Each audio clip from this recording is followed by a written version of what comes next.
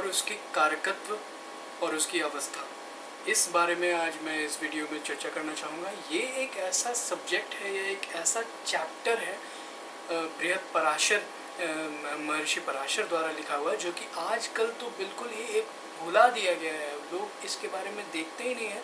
लेकिन अगर मैं अपने खुद का एक्सपीरियंस आपको बताऊं तो ये बहुत ज़्यादा एक अहम रोल प्ले करता है और बहुत ही सटीक होता है, बहुत सिंपल भी होता है। आप एक बार में उसका ग्रह का देखते हैं कि उसकी अवस्था कैसी है और वो कौन सा रोल प्ले कर रहा है, कारकत्व मतलब क्या रोल प्ले कर रहा है, और वो बिल्कुल इसी में आपको मालूम चल जाता है कि इसके जिसके बारे में देख रहे हैं उसका अवस्था क्या है, उसका कैसा चल रहा है, उसको कैसी उसका फल मिलेगा, उसका उपाय क्या है। आप उस ग्रह का उपाय कर लें, उसका जीवन बिल्कुल सुधर जाएगा।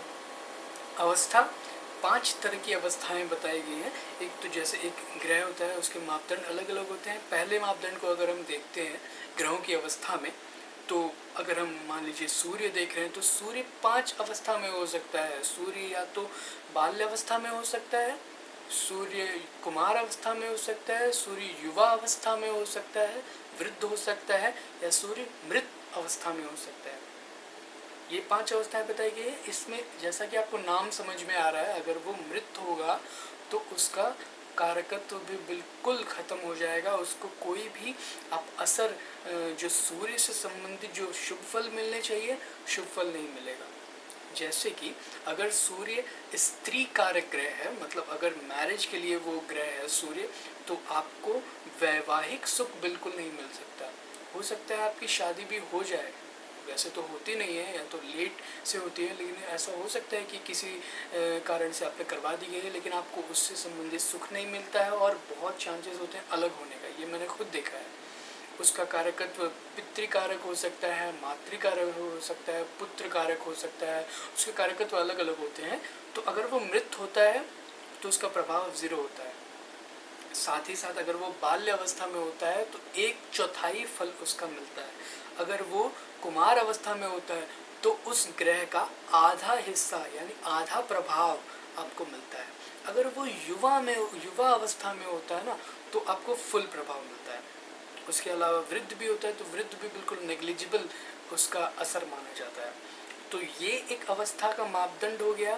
दूसरा एक अवस्था का मापदंड और होता है, जो कि किस अवस्था में है। हम ऐसे ग्रह स्वप्नावस्था में हो सकता है, ग्रह सुषुप्त हो सकता है यानी सोया हुआ ग्रह हो सकता है, ग्रह जागृत अवस्था में हो सकता है।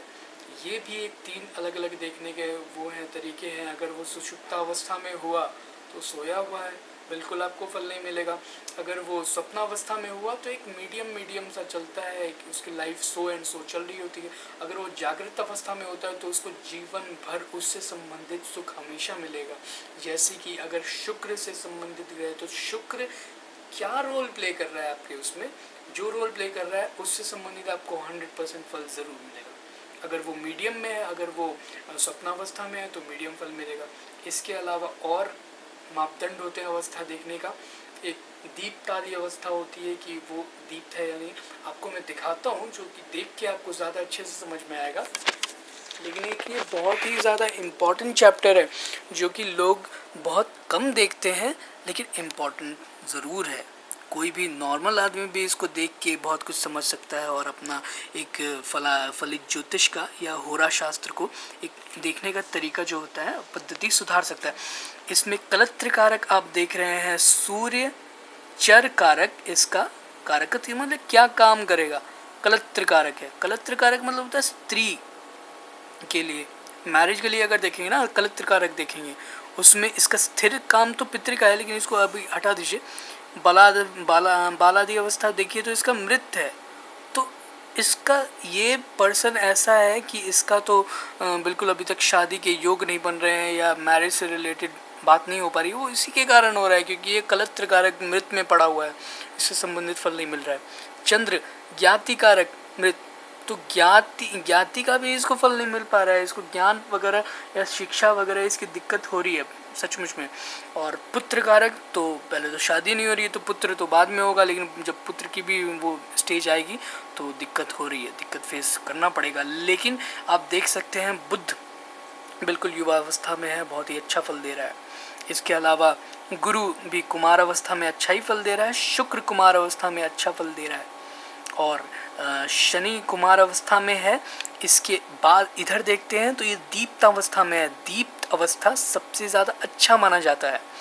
तो उसी तरीके से ये एक मापदंड होता है अवस्था देखने का, एक ये भी मापदंड होता है। इसके बारे में तो हम बाद में विस्तार से चर्चा ज़रूर करेंगे, लेकिन एक मेरा कहने का तात्पर्य ये था कि ये एक ऐसा सब्जेक्ट है जो कि बहुत ही ज़्यादा सिंपल है और लोगों को इसको भुलाना नहीं चाहिए कम से कम, क्योंकि इससे बहुत ही सही एक फलादेश हो सकता है।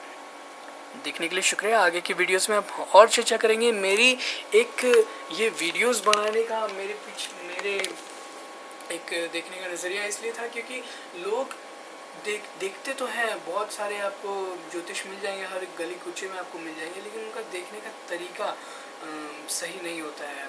कुछ बहुत सारी चीज़ें ऐसी वो मिक्स कर देते हैं, इसलिए मुझे बहुत दुख होता है कि वो इतना कोशिश करने के बावजूद भी अगर किसी का भविष्य नहीं बता सकते हैं, कुछ सुधार नहीं सकते हैं, तो फिर व्यर्थ है।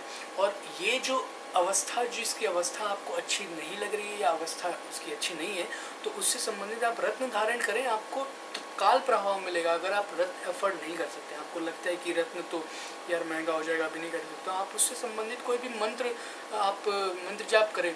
या फिर मान लीजिए सूर्य का है, तो आप सुबह उठ के सूर्य देवता को जल प्रदान करें, अर्घ प्रदान करें, आप तुरंत तत्काल देखेंगे 1 हफ्ते में आपको असर मिल जाएगा।